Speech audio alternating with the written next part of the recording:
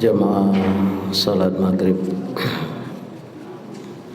yang dimuliakan Allah, Bapak Ibu sekalian yang dirahmati Allah, Assalamualaikum warahmatullahi wabarakatuh. Alhamdulillahi rabbil alamin, nahmaduhu wa nasta'inuhu wa na'udzu billahi min syururi anfusina wa min sayyiati a'malina, may yahdihillahu fala mudilla lahu wa may yudlilhu fala hadiya lahu. Asyhadu an la ilaha illallah wa asyhadu anna Muhammadan 'abduhu wa rasuluh.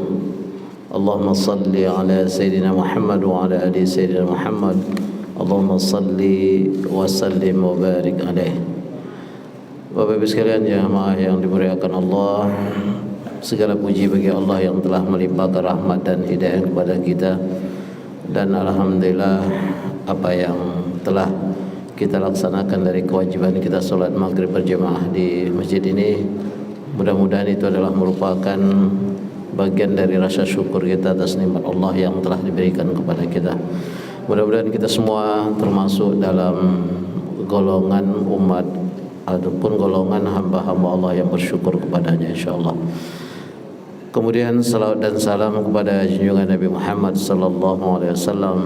Allahumma salli ala sayyidina Muhammad wa ala ali sayyidina Muhammad. Allahumma salli wa sallim wa barik alaihi. Mudah-mudahan apa yang kita sampaikan kepada Rasulullah sallallahu alaihi wasallam dan itu selalu sampai kepada akhir hayat kita. Mudah-mudahan apa yang kita sampaikan tersebut, salawat dan salam, merupakan bagian dari doa kita kepada Allah dan bagian daripada apa yang telah dijelaskan oleh Rasulullah SAW, dan kita semua insyaallah fil yaumil akhir mendapatkan syafaat beliau insyaallah. Amin ya rabbal alamin. Jemaah yang dimuliakan Allah, Bapak Ibu sekalian yang dirahmati Allah, pada kesempatan yang lalu kita sudah banyak menyinggung tentang apa yang dijelaskan oleh Rasulullah SAW tentang sittatun la'antuhum wa la'anahullah wa alanahumullahu, dan wa kullin nabi mujabud da'wat, dalam arti adalah ada 6 golongan yang Rasulullah menjelaskan la'antuhum, golongan ini aku laknat dan dilaknat oleh Allah Subhanahu wa taala. Dan setiap para nabi itu mujabud da'wat, dia adalah selalu Allah memperkenankan, ya, selalu diperkenankan daripada doanya, dimakbulkan oleh Allah. Itu golongan yang memang kita harus jauhi cepat saja, karena 2 bulan yang lalu saya sudah memberikan. Satu adalah az-zaidu fi kitabillah, orang-orang yang menambah apa yang menjadi penafsiran dalam kitab Allah. Jadi untuk kepentingan dunia dikeluarkan ayat-ayat tertentu, tapi untuk kepentingan pribadinya yang tidak, ayat itu tidak seperti itu maksudnya. Nah itu tak boleh. Itu golongan, satu golongan. Kemudian golongan yang kedua adalah al-mukazzib biqadarillah, orang-orang yang golongan yang mendustakan akan takdir Allah. Takdir itu kemarin dah kita bahas.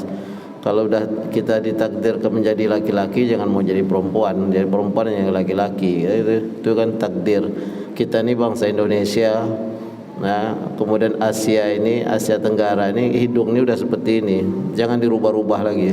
Itu mukazzib biqadarillah, itu golongan yang dilaknat. Kemudian yang selanjutnya adalah al-mutasilid bil jabarut, yaitu golongan yang udah jelas kekuasaan yang berada pada kekuasaan itu adalah dalam kezaliman, lalu dia menyokong. Nah itu yang selalu digambarkan ketika orang di zaman Fir'aun, bagaimana Qarun, orang yang kaya menyokong kepada apa yang dilakukan oleh Fir'aun, kemudian Haman yang menjadi tukang bisi, dan apa yang terjadi di Ashabul Kahfi itulah orang yang betul, karena dikatakan innahum fityatun amanu bi rabbihim wa zidnahum huda, pemuda-pemuda yang sebenarnya mereka berada di pusaran kekuasaan, tapi karena memang kekuasaan tak mau diingatkan, mereka hijrah, lalu mereka pergi ke gua, maka dinamakan Ashabul Kahfi.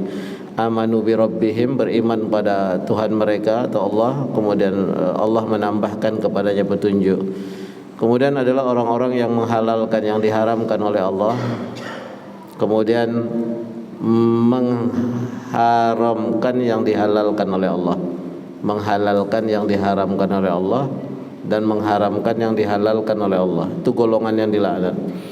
Kemudian selanjutnya adalah orang-orang yang memuliakan yang dihinakan oleh Allah dan menghinakan yang dimuliakan oleh Allah, ya. Memuliakan yang dihinakan oleh Allah, kemudian menghinakan yang dimuliakan oleh Allah. Rasulullah itu mulia, jangan kita mencoba untuk menghinakannya. Yang terakhir adalah at-tariqul sunnati, golongan yang juga dilaknat adalah orang golongan yang meninggalkan sunnah-sunnah Rasulullah SAW. Secara garis besar begini, sunnah yang dikatakan sunnah itu adalah perkataan, perbuatan, sikap Rasulullah SAW. Bagaimana perbuatan itu ketika Rasulullah menganjurkan? Nah, jadi dalam sunnah itu ada hukum lagi, ada hukumnya wajib, ada hukumnya sunnah, ya kan? Seperti Rasulullah sering menganjurkan kita tidur miring ke kanan, itu sunnah. Kalau kita hukumnya dia sunnah, hukumnya sunnah, ya kan? Kalau dia tidur miring ke kanan berpahala, kalau tidak berdosa. Nah, itu. Jadi sunnah itu secara perkataan, perbuatan, dan sikap. Sikap ketika Rasulullah mendengarkan laporan para sahabat di suatu saat sahabat itu ada yang lapar lalu memakan kadal daripada padang pasir, lalu ada yang melapor, lalu sikap Rasulullah diam, berarti Rasulullah tidak melarang itu. Nah, itu sikap. Kalau yang perkataan banyak, misalnya la tasrabanna ahadukum qa'ima, nah, itu larangan itu. Jadi kalau kita jangan kalian itu minum termasuk dengan tangan kiri dan makan dan berdiri. Nah, itu larangan, kalau kita lakukan kita berdosa. Nah, banyak hal-hal yang kadang-kadang mungkin kalau masalah minum khamar, berzina, kemudian mencuri, itu di kepala kita dah biasa. Tapi yang 6 kemarin yang kita bahas itu adalah bagian daripada yang kadang-kadang kita terjebak dengan itu. Sepertinya kita menyokong yang berkuasa itu seperti baik, ternyata kita menyokong sesuatu yang kezaliman. Itu golongan yang termasuk dari besar. Baik, ada doa yang selalu kita sampaikan, yang selalu kita bacakan, dan itu selalu dikatakan anak-anak pun, kalau kami dulu kalau waktu masuk pesantren itu termasuk doa yang pertama diajarkan, itu doa selamat. Allahumma inna nas'aluka salamatan fid din wa afiatan fil jasad wa ziyadatan fil ilmi wa barakatan fil rizqi wa taubatan qabla al-maut wa rahmatan indal maut. Allahumma hawin alaina fi syakaratil maut. Ada doa yang juga diajarkan oleh Rasulullah dari salah satu riwayatnya. Dalam doa tadi kita wa'afiatan fil jasad, itu lebih khusus. Jasad ini itu tidak tidak hanya sehat, tapi perlu afiah. Afiah itu secara garis besar penguatan dari sehat itu. Dan kalau kita artikan secara gamblang, apa itu afiah? Allah jauhkan kita dari sesuatu yang tidak kita sukai. Itu afiah. Ya, kemarin dah kita bahas juga keberkahan itu apa? Bertambahnya kebaikan. Setiap bertambah nikmat itu bertambah kebaikan. Ya. Semakin dia diberikan harta oleh Allah, semakin banyak dia berbagi, sedekah, zakat. Semakin diberikan oleh Allah jabatannya lebih tinggi, semakin dimudahkannya orang berurusan, itu berkah, ya. Semakin banyak hal yang bisa memudahkan dia untuk beribadah, lebih banyak kendaraannya itu parkir di masjid daripada tempat yang lain, atau keberkahan. Jadi setiap bertambah nikmat itu bertambah kebaikannya. Nah, di dalam sebuah hadis Rasulullah sallallahu alaihi wasallam menjelaskan, qala Rasulullah sallallahu alaihi wasallam, al-afiyatu ala asharati awjah. Jadi aujuhin. Afiyah tadi yang kita minta, wa afiyatan fil jasad. Biasanya kita mengatakan fi sihhatin wal afiyah, sehat wal afiyat. Itu kan, sehat selalu digabungkan dengan afiyah. Allah jauhkan kita dari sesuatu yang tidak kita sukai. Al afiyah ala asharati aujuhin. Afiyat itu ada 10. Khamsatun fid dunya wa khamsatun fil akhirah. 5 di dunia dan 5 di akhirat. Nah, dalam doa selamat tadi itu ada beberapa yang masuk dalam kategori afiyah. Yang pertama adalah di dunia itu wa khamsatun fid dunya wa khamsatun fil akhirah wa amman lati fid dunya. Sementara yang ada di dunia itu pertama al-ilm. Jadi ilmu itu afiyah. Karena orang bisa membedakan yang hak dan yang batil. Dengan ilmu orang bisa mendeteksi ini baik atau tidak. Dia bisa menjauhkan dari sesuatu yang tidak dia sukai dan yang tidak disukai oleh Allah dengan ilmu itu. Contoh begini, afiyah itu ilmu, nanti akan bersambung. Yang kedua adalah kepada ahli ibadah. Maka ilmu bergabung dengan ibadah akan menjadikan manusia itu berafiyah. Dalam sebuah kisah begini, Umar bin Khattab terkenal dengan salah seorang khalifah dari Khulafaur Rasyidin. Jadi ketika berkuasa, ketika menjadi pemimpin di Madinah, ada hal-hal yang menarik ketika dia lakukan. Terutama nanti hubungannya adalah afiyah. Yang pertama ilmu, yang kedua adalah ibadah, yang ketiga Allah meletakkan dia kepada rezeki yang halal. Itu afiyah. Ketika kita mendapatkan rezeki yang halal itu adalah sebagian dari afiyah. Nah, Umar bin Khattab tahu betul ini. Karena walaupun dia dulu di zaman jahiliyah kemudian masuk Islam bersama Rasulullah, mendapatkan ilmu dan menekan kepada ibadah yang lebih kuat, dia berharap rezeki itu adalah sesuatu yang halal. Itu afiyah. Jadi suatu hari dia ingin membagi-bagikan. Jadi di masa kekuasaan itu ingin meratakan bagaimana masyarakat ini, yang kaya, yang miskin, merasakan bagaimana mendapatkan terutama ini mungkin yang miskin mendapatkan minyak zaitun. Minyak zaitun ini kan termasuk mahal. Maksudnya yang bagusnya itu mahal. Jadi minyak zaitun ini kan kalau diletak di kulit halus dia, di rambut bagus dia. Itu kan, ingat dulu waktu kalau orang zaman-zaman 80 70 itu kalau pergi haji itu pulang tuh ada botol hijau. Kan? Orang tua tuh bawa itu untuk rambut, minyak zaitun. Tapi kalau sekarang udah banyak. Minyak zaitun tuh banyak, mulai dari yang kelas biasa sampai yang mahal tuh. Nah, itu ingin dibagikan oleh Umar bin Khattab. Dulu kan tidak terlalu banyak tempat. Yang tempat itu dari tanah liat. Kalau kita bahasa kita mungkin kendi itu ya, kendi-kendi itu. Nah, di situ letakkan minyak zaitun itu. Maka di saat itu Abdullah bin Umar, anak beliau itu masih kecil, belum sampai umur balik. Ikutlah ayahnya. Nah, ketika ikut ayahnya itu, ini kendi-kendi ini kan banyak. Nanti dimasukkan ke tempat-tempat yang kecil. Nah, itu yang akan dibagikan ke penduduk Madinah. Dan itu diambil dari uang Baitul Mal, dari sedekah, dan diambil dari uang Baitul Mal. Maka setiap dibagi, dituangkan. Begitu dituangkan itu nanti kan kendi ini kan tersisa.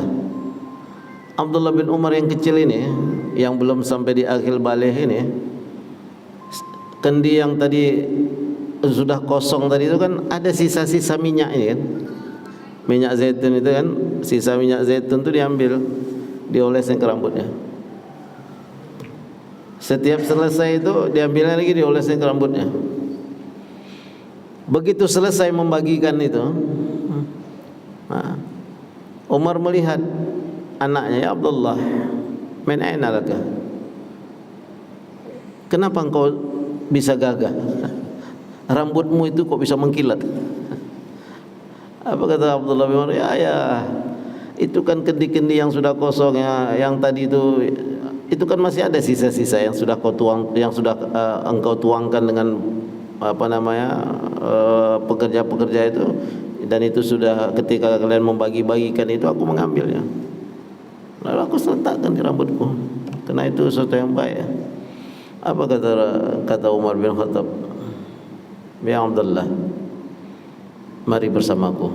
Kemana dibawa oleh Umar bin Khattab Abdullah? Dicukur rambutnya, dibotakkan. Maksudnya apa Umar bin Khattab? Dia tidak ada ingin sesuatu yang dibelikan dari uang negara itu melekat kepada anak sesuatu. Padahal kalau kita pikir itu kan sisa, subuhat. Ini bagian dari afiah. Pekerjaan seperti ini adalah afiah. Kenapa? Dia berkenaan dengan yang pertama. Afiah yang pertama itu ilmu. Yang kedua akan menghasilkan ibadah. Ketika ibadah dan ilmu ini bercampur baik, maka Allah akan menurunkan arizku minal halal, rezeki yang halal. Dia tidak mau mencampurkan itu. Kita banyak mengharamkan sesuatu hal-hal yang besar. Mungkin manusia ini banyak mengharamkan sesuatu yang besar, berzina haram, minum khamar haram. Tapi kadang-kadang tidak memperhatikan dari mana diperoleh penghasilan, dari mana diperoleh, dari mana dia. Umar bin Khattab tak mau masuk di subuhat. Ittaqus subuhat, hal yang subuhat saja, tak apalagi yang haram. Maka dia suruh cukur rambut anaknya. Ada lagi suatu hari ketika Abdullah sudah besar, Abdullah bin Umar yang sudah besar, dia inspeksi ke pasar onta, pasar ternak. Melihatlah punya masyarakat itu di pasar ternak itu. Tapi dia tengok ada beberapa ekor onta itu beda posturnya itu dengan yang lain, agak gemuk. Gemuk lah dari yang lain. Sehingga kalau dilihat itu nampak sesuatu yang berbeda. Maka dia panggil pedagang itu. Ini onta siapa? Kenapa beda dengan yang lain? Pedagang ini agak sungkan mengasih tahu. Tapi ditanya lagi sama Umar bin Khattab, punya siapa ini? Kata pedagang itu, ya Amirul Mukminin, tidakkah engkau tahu ini punya Abdullah bin Umar, anak Amirul Mukminin? Terkejut Umar bin Khattab. Dia katakan, baik, aku akan panggil Umar. Suruh ajudan panggil Umar. Ajudan lah, yang pembantu pelayan itu suruh panggil Umar. Panggil, kata Umar, panggil Abdullah. Panggil Abdullah. Ya bunayya, wahai anakku, itu ontamu ya. Kenapa bisa gemuk dari yang lain? Karena yang lain itu standar. Kenapa punyamu kok berlebih dari yang lain? Apa kata Umar? Aku menyewa orang, ayah, aku menyewa orang untuk memelihara onta ini. Aku memberikan semuanya, uangnya. Cuma aku tak tahu detail bagaimana dia memelihara onta ini kok bisa berlebih dari yang lain gitu. Lebih dari standar yang ada di pasar.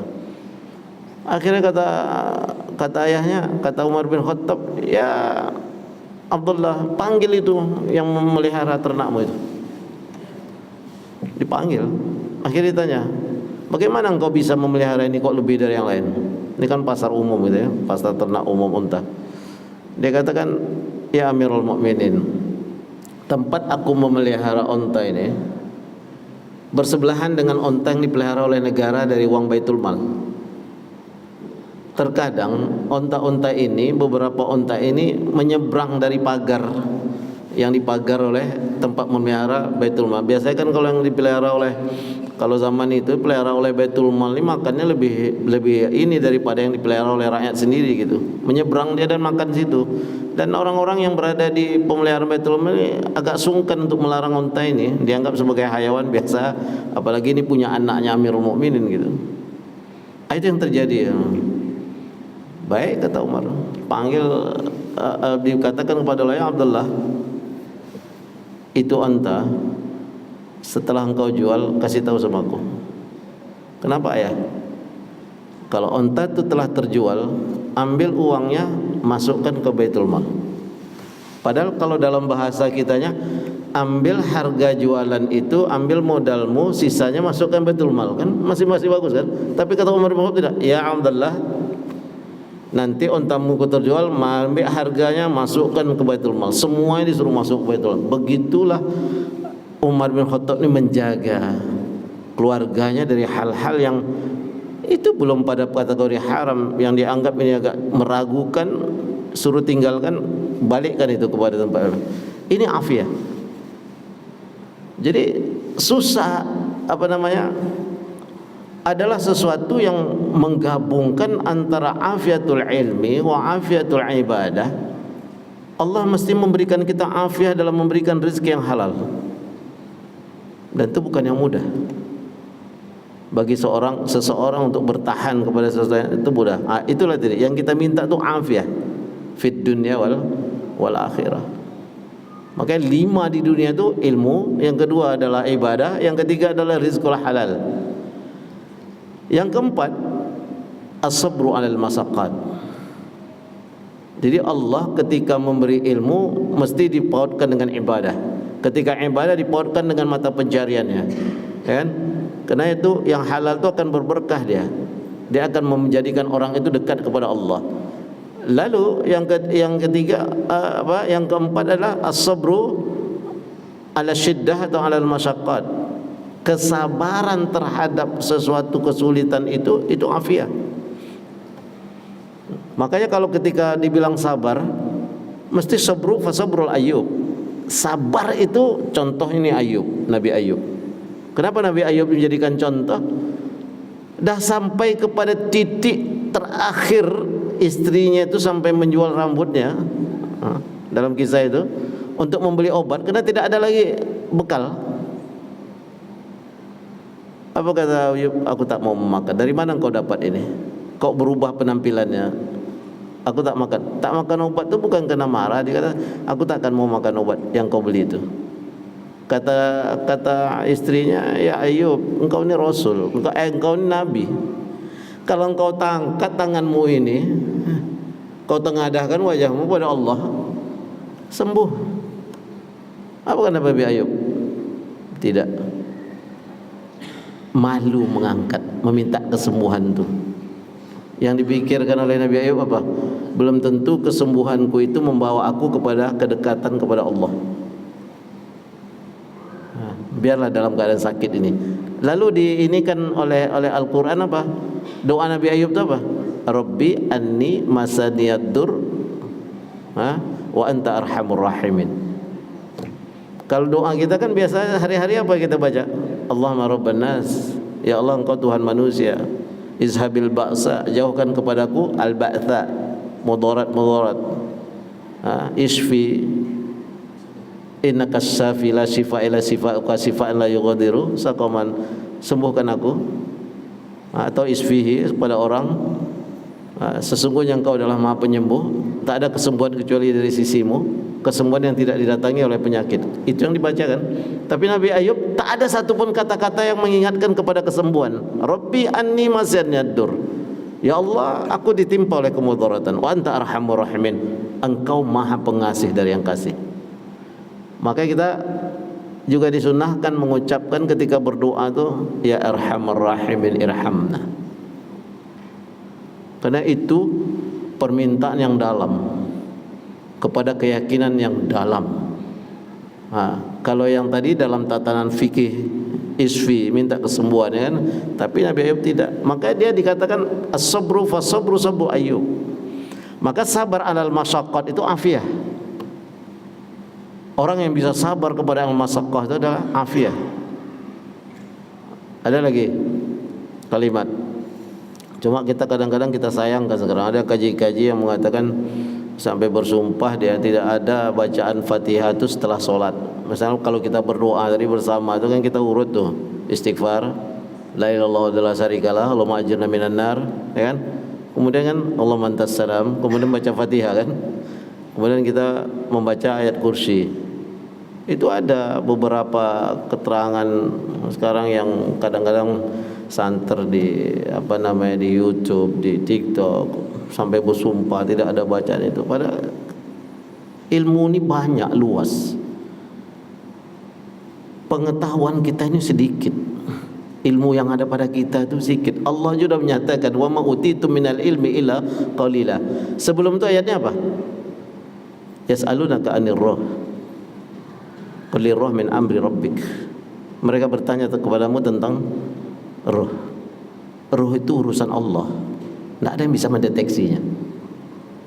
Jadi kalau ada orang percaya, nih saya panggil ruhnya, mana ada bisa dia panggil ruh? Itu dipanggil itu jin itu, qarin.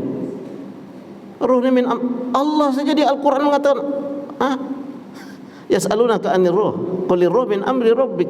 Ruh itu urusan Allah, tidak ada yang bisa tahu. Kemudian kalimatnya apa? Wa ma utitu minal ilmi illa qalila.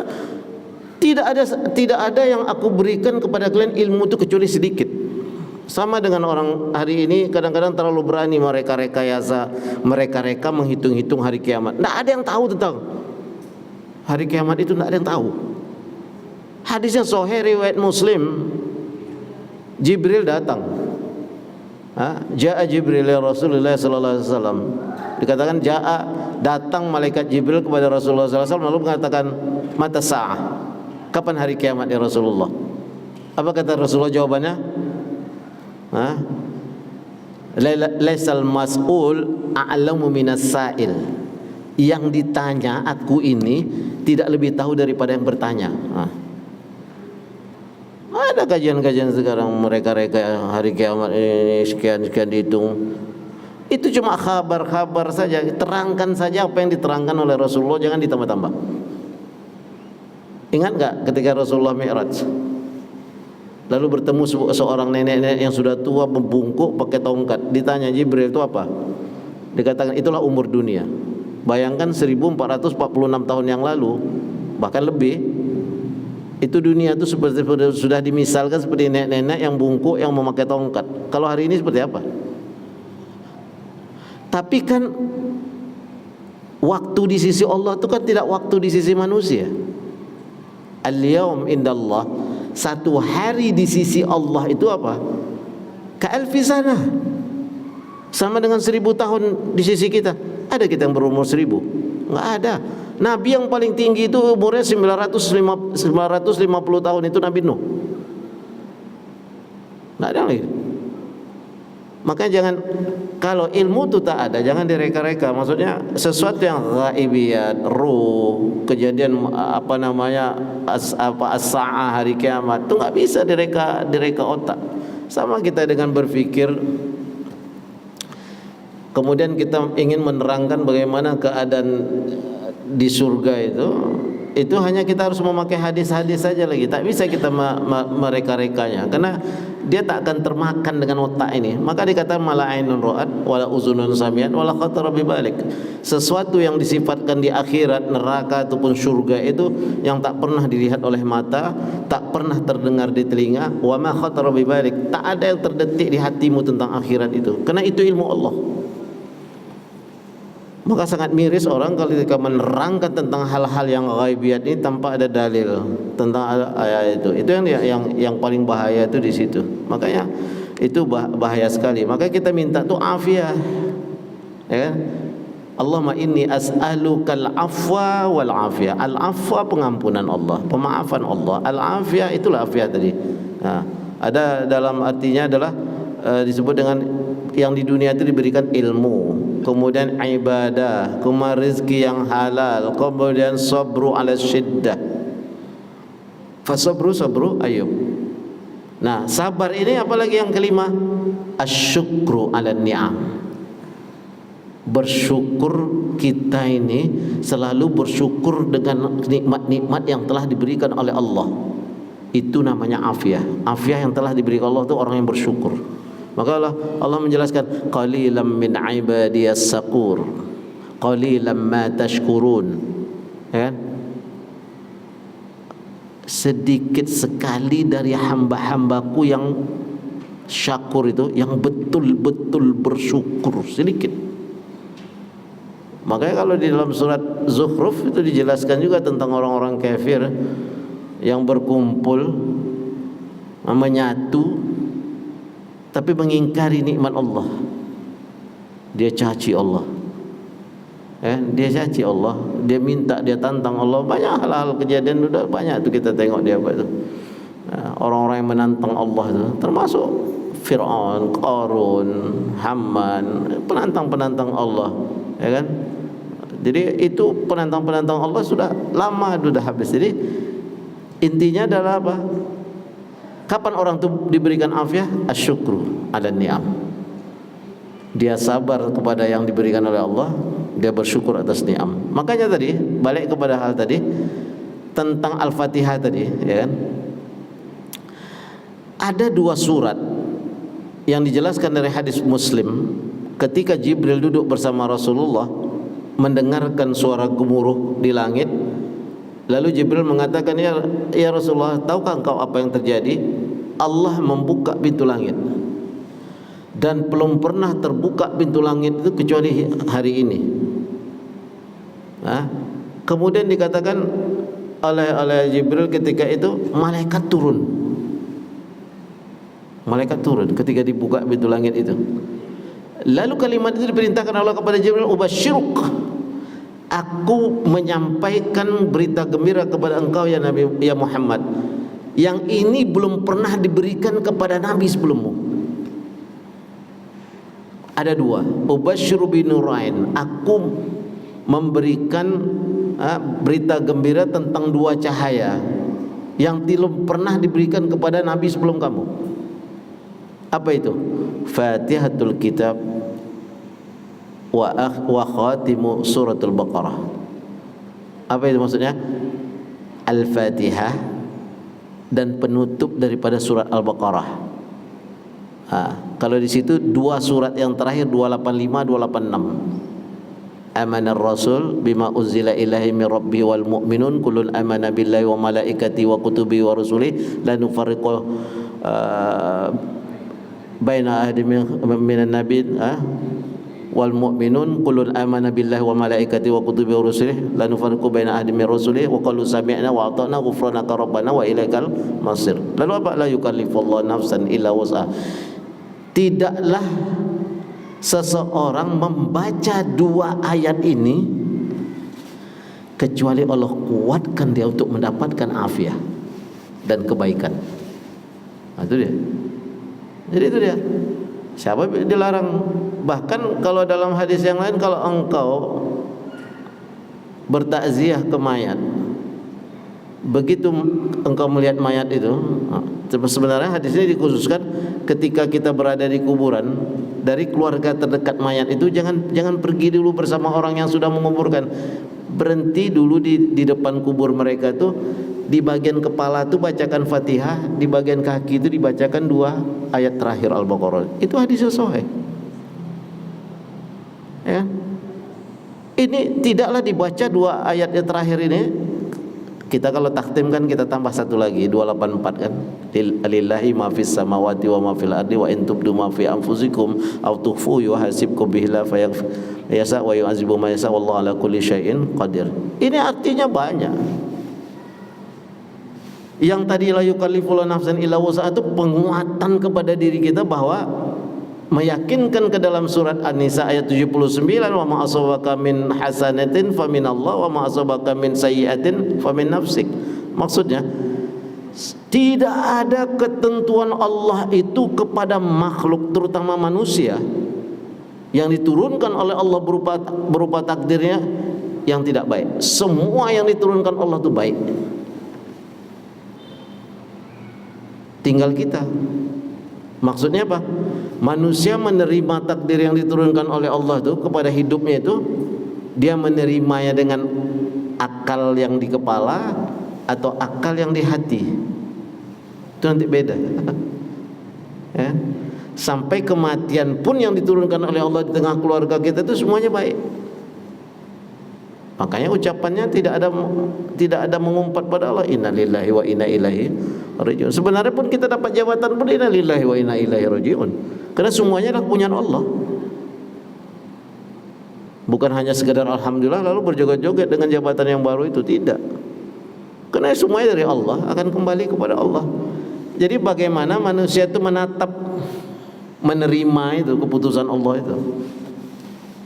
Kalau dia dari hati, oh ya. Makanya perlu di situ afiah. Afiah ini menuju kepada apa? Hikmah. Makanya wa may yu'tal hikmah may yasha wa may yu'tal hikmah faqad utiya khairan katsira. Bagaimana supaya kita bisa tenang? Setiap keputusan yang diberikan oleh Allah, takdir yang diturunkan kepada manusia itu, ambil hikmahnya. Mungkin pahit, tapi di balik itu kita tahu, oh ini hikmahnya. Setelah dia berjalan baru kita tahu. Kenapa aku ketika nih tender nak menang proyek aku nih, perusahaan aku nih, tahu-tahu setelah orang menjalankan proyek ini 8 bulan orangnya ketangkap. Sempat kita yang menang tadi kita entah, baru kita, oh ini sebabnya Allah menjauhkan aku dari yang tidak aku sukai. Kita kan tak tahu. Itu hikmah. Jadi tadi yang pertama adalah 5 pertama ini adalah afiah yang diberikan oleh Allah di dunia. Kemudian mana afiah yang kelima lagi? Afiah yang 5 lagi itu diberikan di akhirat. Walaupun nanti pembukaannya itu tadi wa rahmatan indal maut. Dalam kalimat doa kita, inna nas'aluka salamatan fid din wa afiatan fil jasad wa ziyadatan fil ilmi wa barakatan fil rizqi wa tabatan wa rahmatan indal maut wa rahmatan indal maut. Yang pertama kali diberikan oleh Allah al-afiyah menuju akhirat itu adalah fa innahu ya'tihi malakul mauti birrahmati wal lutf. Rasulullah menjelaskan orang yang wafat itu ketika ruh dicabut itu laksana domba yang dikuliti hidup-hidup sakitnya itu. Cuma orang yang diberikan afiah di awal dia masuk ke alam barzah itu, ketika mati itu Allah berikan warahmatan indal maut. Datangnya malaikat maut itu tidak seseram datangnya kepada orang kafir. Jadi kalau orang beriman tuh afiah yang dikasih itu sama dengan beginilah. Mungkin kalau dalam ini secara perbandingan saja yang ringan-ringan, anak-anak kita itu kalau udah mau khitan, sebenarnya sakitnya sama aja, ya kan? Taruhlah di bius, tapi suntik pertama itu sakit. Banyak yang kan tergantung dokternya. Dokter itu kalau dia pandai, dia senyum, dia suruh baca bismillah, dia suruh baca ayat, dia suruh baca muadzin, lalu disuntiknya, hilang rasa takut anak ini kan. Malaikat maut itu gitu juga. Kalau datang dengan wajah seram, kalau orang kafir itu kan dihambik dari kaki, dihambik balik ke kepala, balik ke kaki, itu ruh itu keluarnya dari kaki. Kalau orang mukmin ini dari kepala, makanya mata tuh melihat. Itu tergantung manusia ini. Ketika Allah memberikan itu afiah, lembut selembutnya, birrahmah wal lutf, senyum, bahkan segan malaikat itu. Malaikat itu ketika dengan Nabi Muhammad minta izin, segan. Jadi walaupun itu keras, maksudnya sakitnya seperti itu sama, tapi ketika yang kita berhadapan dengan orang yang birrahmat minallah, rahmatin minallah dan lutf, dengan kasih sayang, dengan rasa halus, tidak terasa dia. Itu yang pertama afiah. Yang kedua, afiah yang kedua adalah di alam barzah ini berkenaan dengan kalimat ketika datangnya munkar dan nankir itu dikatakan wala yurawwa'uhu munkar wa nankir fil kubur. Tak ada manusia yang tak terkejut ketika dalam kubur itu, di alam barzah yang pertama itu. Jadi kalau alam barzah ini dikubur tidak dikubur, orang itu tetap di alam barzah. Mungkar nangkir itu datang benar, walaupun dia dimakan binatang buas, walaupun dia hancur ketika pesawat itu terbakar jatuh, tetap masuk ke alam barzah. Nah, mungkar nangkir datang ini itu tak ada yang tak terkejut, kecuali orang-orang yang membawa amal soleh. Salah satu amal soleh yang paling penting di alam kubur itu apa? Di alam barzah itu apa? Bacaan Al-Quran. Karena bacaan Al-Quran ini akan menemani. Dia akan menjelma sebagai orang yang sangat gagah. Kalau laki-laki orang yang sangat cantik menemani si perempuan ini, makhluk yang sangat ini harum.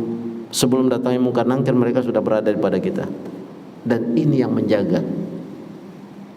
Maka dikatakan itu Afiah yang kedua di akhirat itu adalah bermula dari alam barzah, ketika berada mungkar dan nankir itu menanyakan tentang apa yang mereka ini kan. Dan Allah memberikan apa? Afiah. Afiahnya di situ apa? Dia dengan lembut bertanya, datang amalnya itu. Itu yang kedua. Kemudian yang ketiga adalah yakunu aminan fil fazil akbar. Orang mukmin ini pada hakikatnya ketika terjadinya kiamat itu sudah tidak ada lagi yang hidup, karena Allah menghindari mereka dari hari kiamat. Karena nanti di surat Al-Qiyamah dikatakan ketika terjadinya kiamat itu orang tu tak tahu lagi akan dirinya. Bertaut antara betis dengan betis dengan rasa takut itu. Wa ma hum bisukara walakinna azaballah syadid. Mereka seperti mabuk, tapi sebenarnya bukan kena mabuk, tapi kena azab Allah. Nah, orang mukmin itu sudah dimatikan. Pembangkitan awal dengan petiupan sangkakala yang kedua setelah kematian itu, setelah hari kiamat itu, di situ turunnya afiah Allah. Wa yakunu aminan fi fazail akbar. Orang-orang yang diberikan afiah dia ketika berbangkit itu, menghadapi di mahsyar itu, mereka tenang. Itu afiah Allah. Jadi afiah ini diberikan ketika orang ini di dunia berilmu, ibadahnya bagus, memakan rezeki yang halal, bersabar atas apa yang diberikan oleh Allah dari kesulitan, kemudian bersyukur atas nikmat. Maka Allah berikan pertama ketika wafat rahmatan indal maut. Ketika di dalam kubur mungkin nangkir dengan datang dengan baik. Ketika nanti dibangkitkan di mahsyar, hari setelah hari kiamat itu mereka tak terkejut dengan itu, karena Allah berikan afiah tentang itu. Kemudian afiah yang keempat adalah tumha sayyi'atuh. Ketika dia hari dia dihitung, hari hisab di mahsyar itu, banyak yang dihapuskan kesalahan-kesalahannya. Kemudian watuk balu hasanatuh, diterima kebaikan-kebaikan yang dia lakukan. Itu dia. Jadi itu afiah. Afiah akhirat ini lebih lebih hebat lagi. Kemudian yang terakhir, yamuru ala sirati kalbarqil lami fadaqal jannah fis salamah. Yang kelima, ketika menyeberangi sirat, jembatan yang ada yang di bawahnya neraka, yang dikatakan lebih halus dari rambut dibelah 7 dan lebih tajam dari pedang setajam apapun. Setajam-tajamnya pedang lebih tajam dia. Tapi orang-orang yang diberikan afiah ini kalbarq, seperti kilat. Kilat itu kan sampailah dia di seberang. Itu afiah yang terakhir diberikan oleh Allah di akhirat. Nah, untuk mendapatkan ini salah satunya adalah banyak kita berdoa. Allahumma inna nas'alukal afwa wal afiyah. Kalau ingin lebih detail, fid dunya wal akhirah. Simpel aja. Maksudnya hidup ini sebenarnya sudah ditentukan oleh Allah. Makanya ketika Allah menjelaskan tentang bulan-bulan itu, Allah menjelaskan inna iddatash syuhur indallahi isna asyara syahr. Sesungguhnya Allah menciptakan kehidupan itu sudah dengan rancangan. Bulan itu 12. Mulai dari Muharram sampai akhirnya adalah Zulhijjah. Dari yang 12 itu diciptakan ketika penciptaan langit dan bumi. Lalu dari yang 12 itu ada 4, itu bulan haram. Salah kata Ibnu Abbas, salasa mutawaliyat, 3 berurutan, Zulqa'dah, Zulhijjah, Muharram. Bulan 11, 12, bulan 1. Dan masuk Rajab ini di bulan 7. Nah, kita sekarang berada di Rajab. Dan di dalam bulan Rajab ini kebaikan dilipat gandakan, keburukan juga dilipat gandakan. Maka jauhilah keburukan. Nah, itu tadi. Yang biasa puasa tambah puasanya, yang sholat malamnya tambah lagi sholat malam, yang biasa bersedekah sedekah sesuai dengan kapasitas kita masing-masing, dalam arti la yukallifullahu nafsan illa wus'aha. Mudah-mudahan kita bisa menjaga diri. Satu saja yang dijelaskan oleh Allah, fala tazlimu fihinna anfusakum, jangan melakukan perbuatan aniaya di dalam bulan Rajab itu. Nah, orang-orang jahiliyah itu kalau udah masuk bulan Rajab itu tak mau lagi dia berbuat maksiat. Masa kita lebih pula dari itu kan itu. Nah, mudah-mudahan kita semua terjaga, Allah menurunkan afiahnya, dan kita mengakhiri hayat kita ini di dunia ini daripada orang-orang yang muhsinin. Muhsinin dalam arti apa? Husnul khatimah. Kebaikan menyeluruh itu kan disebut dengan hasanah. Maka Rabbana atina fid dunya hasanah wa fil akhirati hasanah wa qina azabannar. Mudah-mudahan kita terlepas dari azab kubur dan azab api neraka. Kita tutup kajian kita dengan doa kita memulai subhanakallahumma wa bihamdika asyhadu an la ilaha illa anta wa nastaghfiruka wa natubu ilaik. Ya Allah ya Rahman ya Rahim, jadikanlah pertemuan kami ini pertemuan yang Kau rahmati, dan jadikanlah perpisahan kami selain perpisahan yang Kau ampuni. Rabbana atina fid dunya hasanah wa fil akhirati hasanah wa qina azabannar. Walhamdulillahi rabbil alamin. Mohon maaf dari kata-kata yang tak tepat pada tempatnya, khilaf dan salah. Wabillahi taufiq wal hidayah. Assalamualaikum warahmatullahi wabarakatuh.